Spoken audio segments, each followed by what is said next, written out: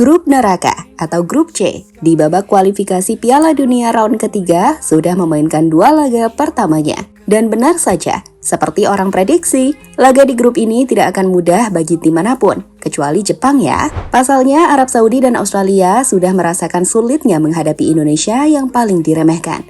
Sebaliknya Australia bahkan harus kalah dari Bahrain di laga pertamanya. Kondisi ini membuat perebutan tempat kedua, 3, dan 4 akan semakin memanas. Di mana menariknya timnas Indonesia dengan berani menargetkan untuk bisa menempati posisi 2 klasmen setelah berhasil menahan imbang Australia dan juga Arab Saudi. Lantas, bagaimanakah cara timnas bisa melakukannya? Inilah rangkuman selengkapnya. Hey gentlemen, thank you.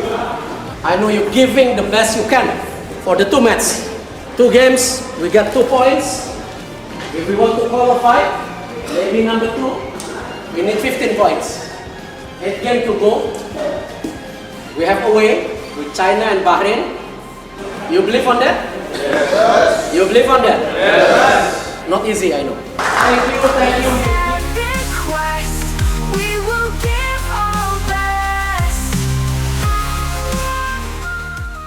Grup C, babak kualifikasi Piala Dunia round 3 menjadi salah satu grup paling panas dan penuh dengan kejutan.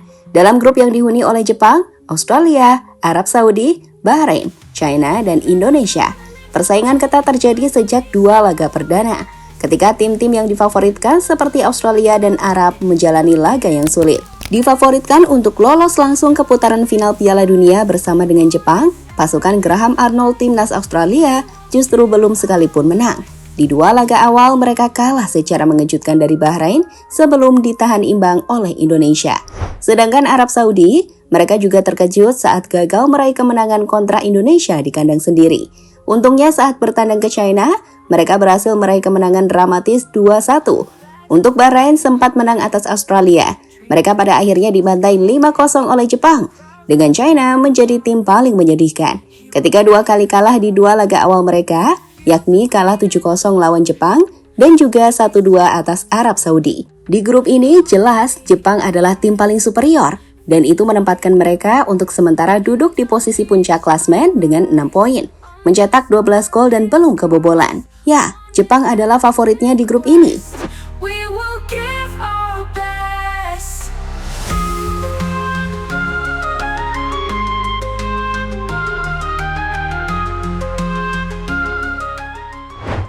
Melihat hasil pertandingan di 2 laga perdana grup C, sekarang kita akan berbicara soal peluang timnas Indonesia di 2 laga selanjutnya.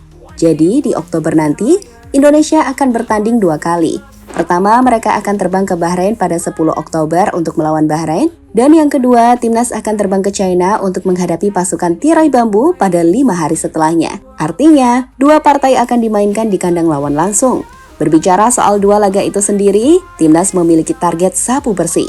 Seperti yang disampaikan oleh Ketua Umum Erick Thohir usai laga kontra Australia.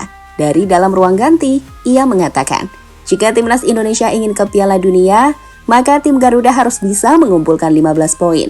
Dan untuk mencapainya, mereka harus menang di laga kontra China dan Bahrain. Hal yang ditanyakan kepada para pemain, yang kemudian dijawab dengan penuh keyakinan. Jika di bulan depan, mereka bisa melakukannya. Hey gentlemen, thank you. I know you giving the best you can for the 2 matches. 2 games, we got 2 points. If we want to qualify, maybe number 2, we need 15 points. 8 games to go. We have away with China and Bahrain. You believe on that? Yes. You believe on that? Yes. Not easy, I know. Thank you. You giving everything. Apa yang disampaikan Erick Thohir di depan para pemain timnas di ruang ganti itu sendiri diperkuat oleh optimismenya dari Justin Hubner. Ditanya soal peluang menghadapi Bahrain dan China, Justin yakin untuk mendapatkan 6 poin dan menang. Next games China and Bahrain. I think we should get 6 points there.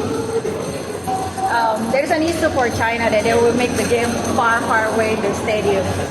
What's your comment about it? We should not have any excuse.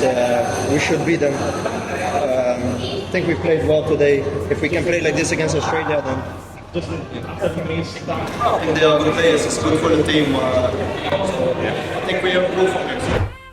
Jepang, Bahrain dan China sudah kita bantai. Dua lawan yang bakal dihadapi oleh timnas Indonesia yakni China dan juga timnas Bahrain, dua-duanya sudah menghadapi timnas Jepang.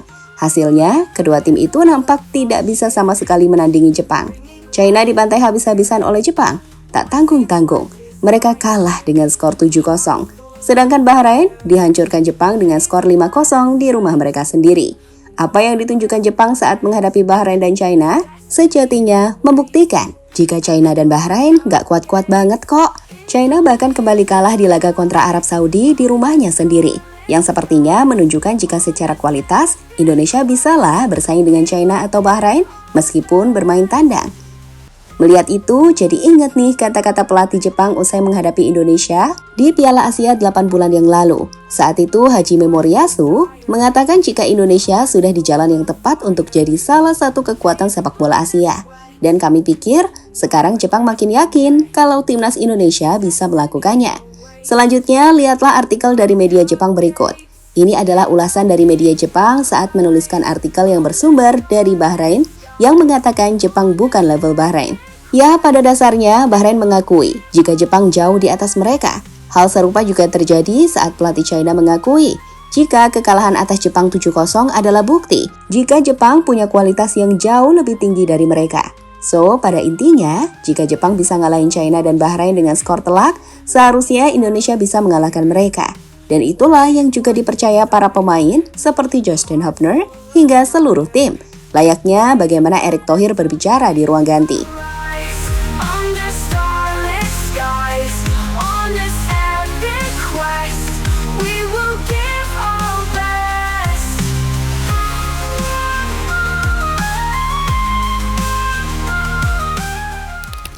Tambahan kekuatan timnas dipercepat. Untuk mencapai target besar lolos ke putaran final Piala Dunia, tentu masih banyak hal yang perlu diperbaiki dan ditingkatkan dari skuad timnas Indonesia. Dan hal itu juga sudah disadari oleh Coach Shin maupun PSSI. Terbaru untuk meningkatkan kualitas timnas demi mencapai 6 poin target menghadapi China dan Bahrain, PSSI sudah memastikan jika mereka akan mempercepat proses perpindahan federasi dua pemain keturunan timnas. Keduanya adalah Messil Girls dan juga Eliano Reinders. Kita banyak bertahan, attack-nya belum maksimal. Mungkin nanti dengan perlu latihan dan penataan pemain seperti Eliano, mungkin counter attack-nya bisa lebih bagus lagi. Kalau Messil Girls, saya rasa kekuatan defense kita tambah lagi. Jadi ya kita coba perbaiki setiap bulan. Pak Menpora sudah tanda tangan, Mensesnek sudah tanda tangan, Pak Presiden besok tanda tangan. Nanti tinggal proses di DPR, supaya Oktober tanggal 15 mereka bisa memperkuat Indonesia untuk pertandingan di luar negeri, di Bahrain dan China, ujar Erick Thohir sumber kompas.com. Jika dua pemain ini bisa masuk, kami memiliki keyakinan jika Mes bisa membuat lini bertahan kita makin kokoh dan tentu saja makin sulit untuk ditembus lawan. Sekarang coba bayangkan, kita punya trio Justin, Jay Izzas, dan Messil Girls, pemain bertahan muda terbaik di Eredivisie. Sedangkan untuk Eliano, pemain ini kami pastikan akan menambah kekuatan lini serang. Kita akan mengatakan, Ragnar, kamu gak akan sendiri berjuang berlari ke sana kemari. Karena Eliano siap jadi partner untuk menciptakan banyak peluang di pertandingan nanti. Semoga juga, selain dua pemain itu, kita juga bisa mendapatkan oleh Romani hingga Mauro Silstra sebagai ujung tombak yang mematikan.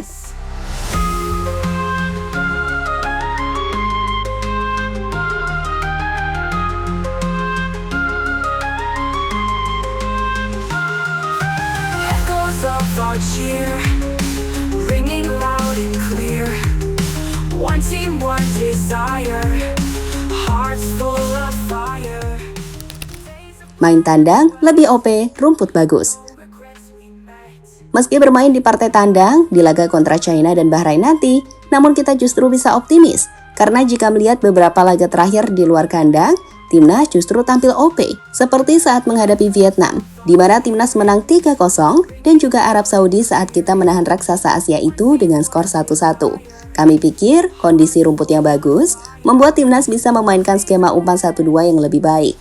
Ini berbeda saat main di GBK, di mana kondisi rumput yang belum sempurna membuat permainan timnas acap kali kurang terlihat dengan maksimal. Jadi semua di dua laga nanti bisa tampil on fire untuk mendapatkan hasil maksimal. One team, one desire, hearts full of fire, days of blood and sweat, regrets we met. Destiny awaits at the World Cup gate. Sekali lagi, dengan apa yang sudah ditunjukkan timnas di 2 laga terakhir, baik saat menghadapi Arab dan juga Australia, kini Indonesia nggak lagi tim yang bisa diremehkan.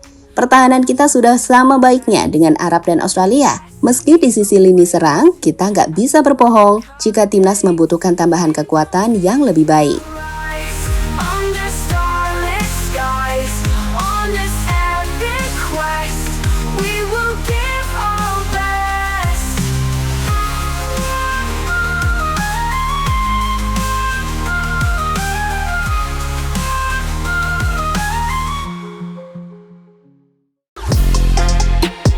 Halo, izin iklan sebentar ya guys. Jadikan ruangmu bernuansa timnas. Temukan beragam poster dinding, sepak bola dan timnas dengan desain menawan, kualitas premium dan harga yang tidak akan menguras kantong. Segera klik link Shopee di deskripsi video ini dan dukung timnas dengan sepenuh hati. Mulai dari dinding rumahmu.